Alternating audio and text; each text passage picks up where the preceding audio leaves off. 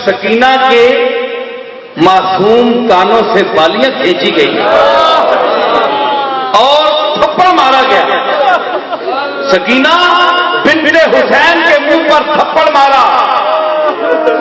یاد کرو تم بھی بیٹیوں والے ہو، تمہاری بیٹی کے منہ پر کوئی تھپڑ مارے تم برداشت کرو گے؟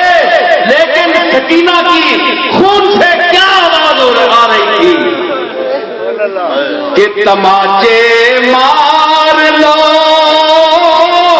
خیمے جلا لو، قید میں رکھ لو.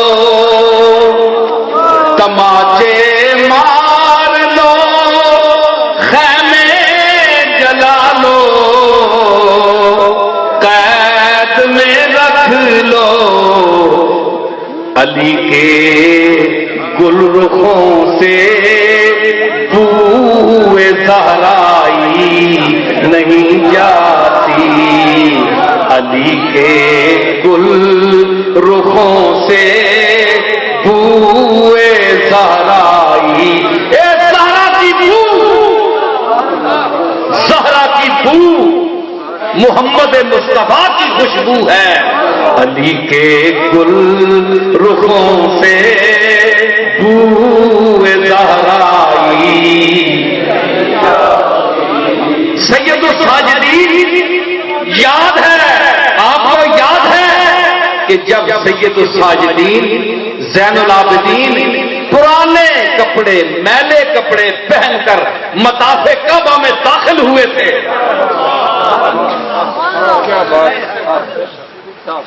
تو عبد الملک کھڑا تھا، دیکھا بادشاہ وقت کھڑا تھا، اس کو لوگ راستہ نہیں دے رہے تھے. سب کہتے تھے کہ تو بھی اللہ کا بندہ ہے، ہمارے ساتھ طواف کر، تیرے لیے مطاف کیوں خالی کریں.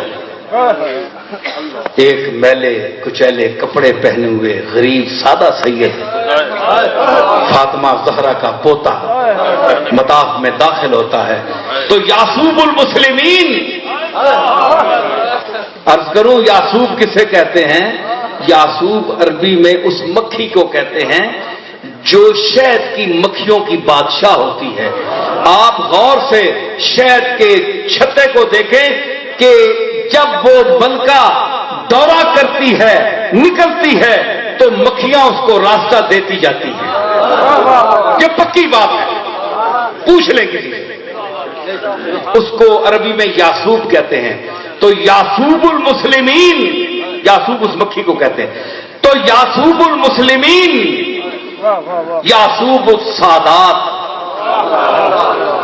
سید الساجدین زین العابدین جب مطاف میں نکلے یعصوب کی طرح تو راستہ دیتی گئی، دنیا ہٹ گئی. کیوں؟ علی کے گل رخوں سے بوئے زہرائی نہیں جاتی.